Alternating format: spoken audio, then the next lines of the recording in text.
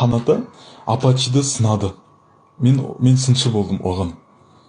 Менің арқамда апачидің маскасы шешілді. Байқаған шығарсыңдар. Орда мен түр бермей, давай тұрдың, даже төбелесейік деп. Тоже сын бұл. Ол сыннан өтпеді, қашып кетті менен. Қашып кетті. Потом ана жаққа отырды да, түрі бозарып, бүйтіп отырды. Обычно мындай бір нәрсе бүлдіріп қойған иттер, түрлері бүйтіп қалады ғой, деп қалады ғой.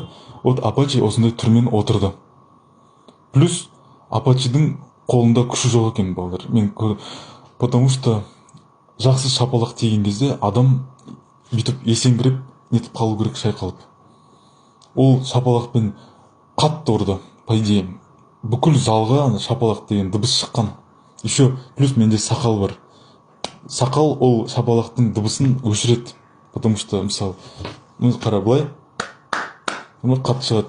Ал былай уже аса шықпайды. Какой-то салфеткадан.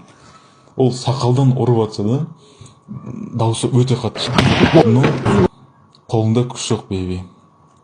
Сол үшін мен даже оймен шықсам, менде сенім бар, что